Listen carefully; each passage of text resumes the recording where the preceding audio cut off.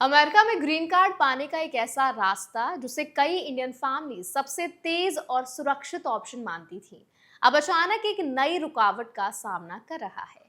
जिन लोगों ने लाखों डॉलर का इन्वेस्टमेंट करके EB-5 इन्वेस्टर वीजा के जरिए यूएस में परमानेंट रेजिडेंसी की योजना बनाई थी, उनके लिए अब इंतजार और लंबा हो सकता है।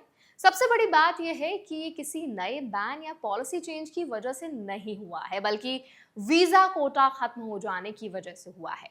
आज इस वीडियो में हम समझेंगे कि आखिर EB-5 कैटेगरी में हुआ क्या, किन लोगों पर इसका असर पड़ेगा, पेंडिंग एप्लीकेशंस का क्या होगा, रूल्स क्या कहते हैं और इंडियन इन्वेस्टर्स को आगे क्या सावधानी बरतनी है। तो चलिए फिर जल्दी से वीडियो को शुरू करते हैं।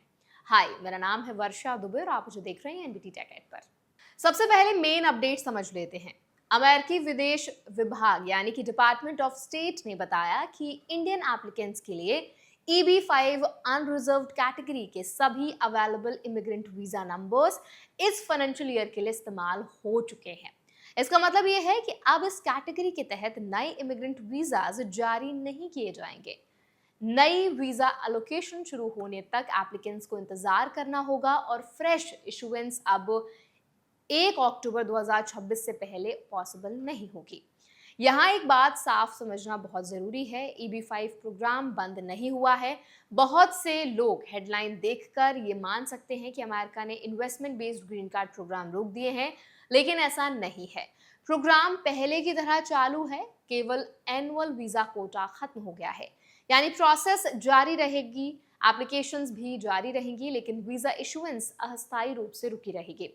आप समझते हैं कि EB-5 प्रोग्राम है क्या? ये ऐसा इमिग्रेशन रूट है जिसमें क्वालिफाइंग इन्वेस्टमेंट के जरिए अमेरिका में जॉब्स क्रिएट करने पर फॉरेन नेशनल्स परमानेंट रेजिडेंसी के लिए आवेदन कर सकते हैं। इसी वजह से कई इंडियन बिजनेस फैमिलीज, एंटरप्रेन्योर्स और हाई नेटवर्थ इन्वेस्टर्स इस रूट को चुनते रहते हैं। इसकी खास बात यह है कि ये एम्प्लॉयर स्पॉन्सरशिप पर आधारित नहीं होता, बल्कि इन्वेस्टमेंट और जॉब क्रिएशन पर आधारित होता है। अब सवाल आता है कि आखिर इंडिया का कोटा इतनी जल्दी क्यों खत्म हुआ है? इसका कारण किसी स्पेशल कंट्री को टारगेट करना नहीं है। यूएस इमिग्रेशन लॉ के तहत हर साल एम्प्लॉयमेंट बेस्ड वीजास की संख्या सीमित होती है। EB-5 कैटेगरी को भी एक तय हिस्सा मिलता है। इसके अलावा पर कंट्री लिमिट्स भी लागू होती हैं। पिछले कुछ सालों में इंडियन एप्लीकेंट्स की संख्या लगातार बढ़ी है और इसी बढ़ती डिमांड के कारण अवेलेबल वीजा नंबर्स पूरी तरह इस्तेमाल हो गए। अब बात करते हैं नियम क्या कहते हैं। अगर आपने पहले से EB-5 एप्लीकेशन फाइल कर रखी है तो घबराने की जरूरत नहीं है। आपकी एप्लीकेशन कैंसिल नहीं हुई है, आपको पूरी प्रोसेस दोबारा शुरू करने की भी जरूरत नहीं होगी।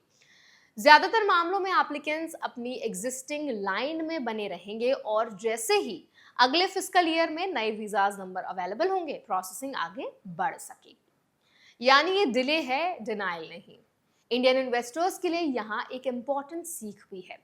अक्सर लोग इन्वेस्टमेंट कर देने के बाद ये मान लेते हैं कि ग्रीन कार्ड का रास्ता पूरी तरह तय हो गया है, लेकिन US immigration system annual caps, category limits और कंट्री स्पेसिफिक रेस्ट्रिक्शंस के आधार पर काम करता है। इसीलिए इन्वेस्टमेंट बेस्ड इमिग्रेशन भी कोटा सिस्टम से पूरी तरह मुक्त नहीं है।